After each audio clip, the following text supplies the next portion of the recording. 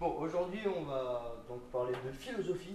Alors, on va parler de Socrate, qui était le maître de Platon. Alors, Platon, dans ses discours socratiques, se sert de Socrate pour faire transmettre ses idées. Alors, on va dire que souvent, Socrate est... Là, je vais encore louper les anges de la télé-réalité ce soir. Fou.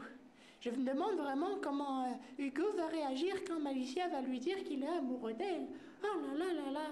Je comprends pas. Pourquoi tout le monde dit que je suis conne? Je pense que ça vient sûrement du fait que quand j'étais petit, je me suis pris une porte. On va dire que souvent, Socrate est imagé comme un vieil homme qui vient voir les gens et qui leur pose des questions avec qu'est-ce que. Alors du coup les gens disent mais voyons Socrate. Les théologiciens pourront vous dire que la structure postmoderne du roman théologique de Socrate et d'Erasme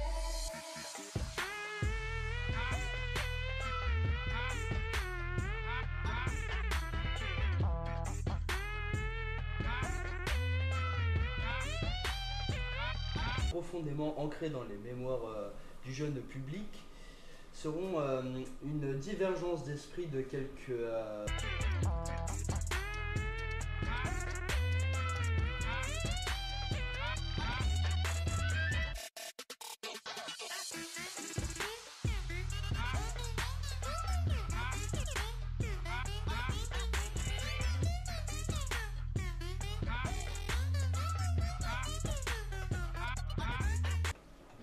Alors, comme disait Socrate dans son Apologie de Platon, ou l'inverse, Socrate était en fait un vieil homme qui allait voir les gens pour leur poser la question rhétorique qu'est-ce que cette question, les gens avaient tout le temps du mal à répondre. Alors, Platon et Aristote demandaient du riz soufflé avec un le rikamarake avec la toute exotique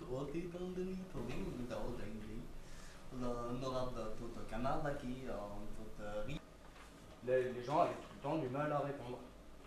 Donc Platon est la seule preuve vivante que Socrate ait existé. Donc on n'est pas sûr à 100% de l'existence de Socrate, contrairement à ce que dit Xavier.